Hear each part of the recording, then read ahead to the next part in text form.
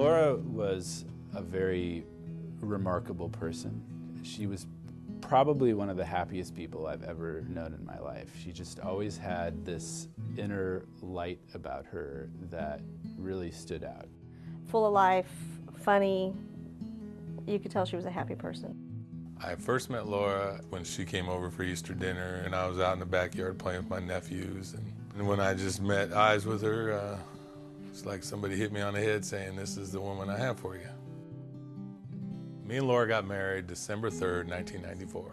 I was what they call a minor tunnel rat. In 1999, I was at work and the truck rolled down and hit me in the back and fractured my back and went through a lot of surgeries, and they said I would never walk again. Laura was there the whole way. I first met Frank and Laura in January of 2002. Laura worked at a small church school, and even though Laura was the only one working, Frank's disability income was their primary source of income at that time. I called Laura. We went through a needs analysis. You know, they didn't want to skimp on anything, and we didn't skimp on anything when we put the policy together.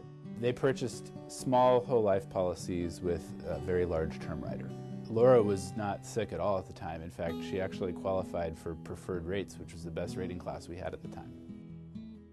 Frank was actually not able to get insurance through my primary company, and we were able to get him a smaller policy with another company. 2 weeks later, we went to the doctor. We found out that she had this large tumor underneath her uterus area. And then they found another lump next to her lymph node. So, we were both very thankful that we had signed up for insurance then. Bethany was 5, Josh was 3, and I was having faced to be possibly a single dad and raising 2 kids, with a broken back. She had finished the chemo and everything was good and everything was in remission, and we got a call.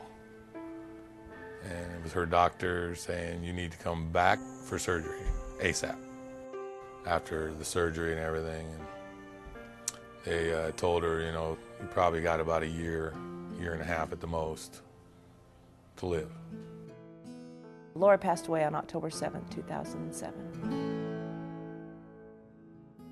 When somebody passes away, especially at a young age like Laura did, it's emotionally devastating, of course, but because of the planning that they did, it's taken a tragedy and really turned something beautiful out of it.